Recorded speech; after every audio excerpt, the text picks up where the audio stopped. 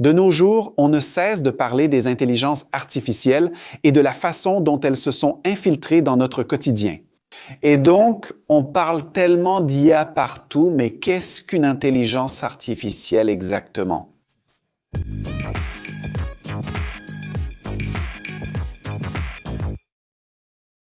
Salut les passionnés d'ingénierie, aujourd'hui nous allons parler d'un sujet qui est partout, que vous utilisez probablement tous les jours, mais que beaucoup de gens ne comprennent pas vraiment.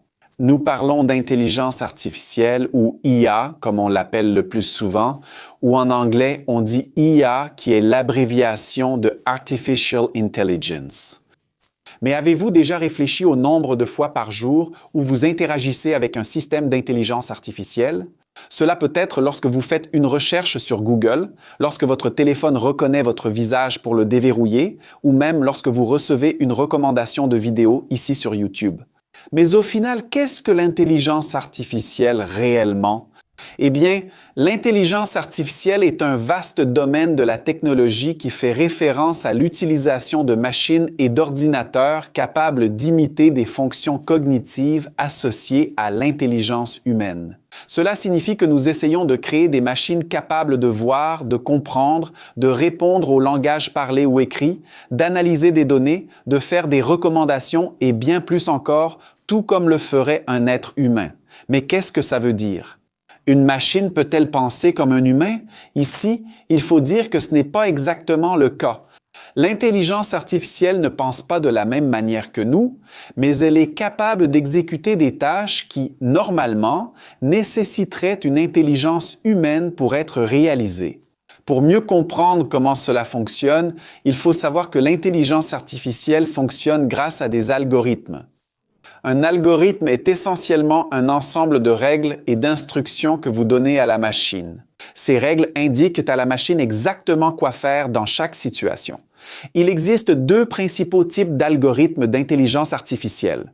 Le premier utilise la logique basée sur les principes rationnels de la pensée humaine, où vous programmez la machine avec des règles spécifiques et elle suit ces règles à la lettre.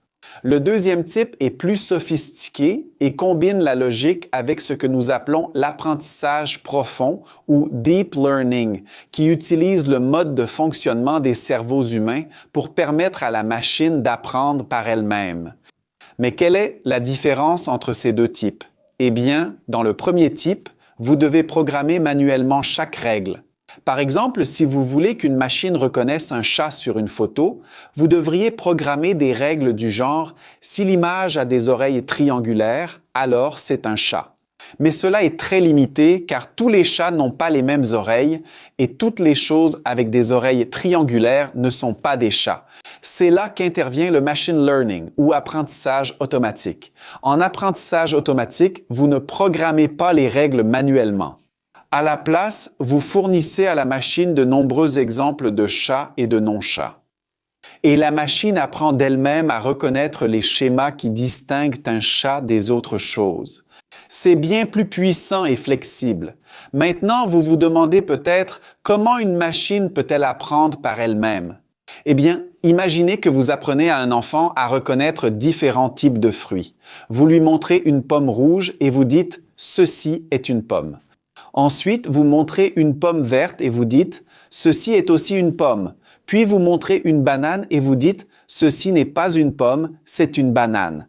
Après avoir vu de nombreux exemples, l'enfant est capable de reconnaître une pomme, même s'il n'a jamais vu cette pomme précise auparavant. Soit elle reconnaît l'objet parce qu'elle l'a déjà vu auparavant, soit elle procède par élimination. La machine fonctionne de manière similaire. Vous fournissez de nombreux exemples et la machine identifie les points communs entre ces exemples. Plus vous fournissez d'exemples, mieux la machine reconnaît ces schémas. Mais la machine n'arrive pas à distinguer une image ou un texte comme nous pouvons le faire en réfléchissant. Au lieu de cela, elle utilise des traitements mathématiques transformant les données en chiffres. Et à partir de là, elle utilise des modèles statistiques pour ajuster les erreurs et prévoir les résultats. Mais où exactement l'intelligence artificielle est-elle utilisée dans notre vie quotidienne? Eh bien, de nos jours, elle est pratiquement partout. Lorsque vous utilisez Google pour rechercher quelque chose, le moteur de recherche se contentait auparavant de balayer tous les sites répertoriés sur le web concernant ce sujet spécifique.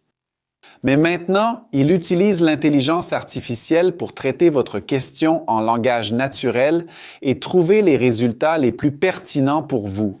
Il finit par générer une réponse en effectuant une analyse de tous les sites, en comprenant ce que vous recherchez et en compilant statistiquement les résultats les plus probables comme réponse.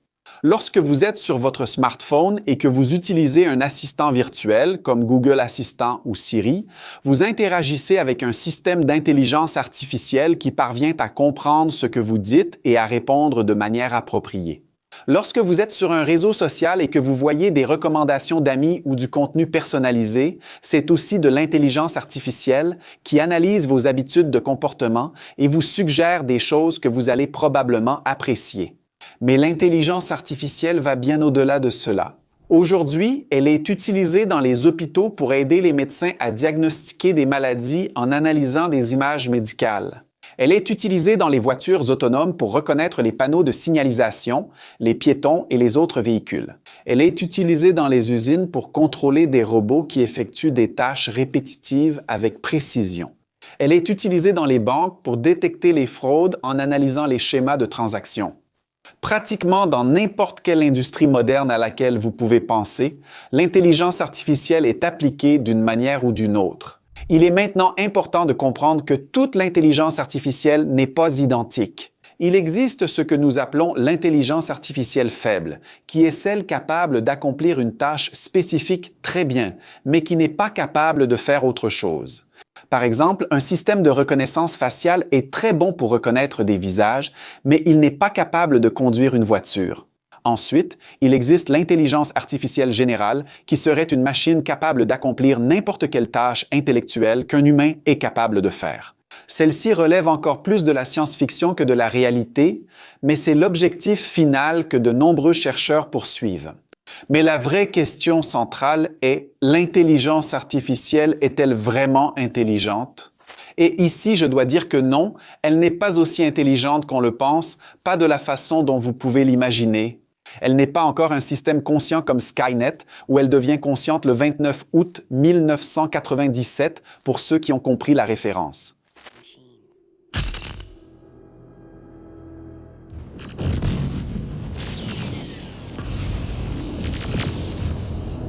La plupart des intelligences artificielles aujourd'hui sont ce que nous appelons des IA spécialisées. C'est parce qu'elles sont bonnes pour effectuer certains types de tâches spécifiques, comme compiler un article ou générer une image. Mais tout ce qu'elle fait, ce n'est rien d'autre qu'un traitement statistique grandiose, incroyablement avancé, qui se base sur un énorme volume de données. Autrement dit, elle simule des résultats à une vitesse bien supérieure à celle des êtres humains. Mais elle n'arrive pas à comprendre l'information qu'elle te transmet. Il existe un mème intéressant sur Internet que je vais afficher à l'écran où l'on voit une personne demander si un champignon est comestible. Et IA, sur la base de données qu'elle avait, dit que oui, car selon la base de données qu'elle possède, elle ne voyait pas de problème à manger cet aliment. Et juste après, on voit la personne qui est déjà morte et IA répond que ce champignon, en fait, était bien vénéneux et demande si elle ne voudrait pas en savoir plus sur les champignons vénéneux. Au final, la différence entre la machine et l'être humain n'est pas d'avoir toujours la réponse à tout, mais plutôt notre capacité à douter, à nous poser des questions et à être curieux. J'aime beaucoup l'argument d'un neuroscientifique brésilien appelé Miguel Nicoleles, qui a été le pionnier dans l'étude de l'interface cerveau-machine, que j'ai eu le plaisir de rencontrer lorsque je suis allé au Flow Podcast, où il dit que l'IA n'est ni intelligente ni artificielle, la définissant comme une statistique multivariée et non comme un substitut de l'esprit humain. Si vous êtes arrivé jusqu'ici et que vous avez aimé la vidéo, profitez-en pour vous abonner si ce n'est pas déjà fait, laissez un like et activez la cloche des notifications. Et si vous trouvez notre contenu intéressant, pensez à devenir membre pour nous aider à continuer à produire du contenu ici sur la plateforme et être mentionné dans nos vidéos. Arrivé jusqu'ici, je vous invite à consulter nos cours recommandés. Alors, pointez votre téléphone vers le QR code ici à l'écran ou cliquez sur le lien dans la description concernant nos cours. Et vous êtes-vous déjà arrêté pour penser au nombre de fois par jour où vous interagissez avec l'intelligence artificielle? Avez-vous déjà imaginé comment serait votre vie sans elle? Les IA sont-elles vraiment intelligentes? Donnez votre avis en commentaire, je veux savoir. 2 vidéos intéressantes à côté à regarder pour élargir vos connaissances et explorer votre curiosité. Vous souhaitez nous soutenir? Likez, abonnez-vous et activez la cloche. Pensez aussi à devenir membre. C'est tout, chers passionnés d'ingénierie, je vous envoie un grand salut et à bientôt dans la prochaine vidéo.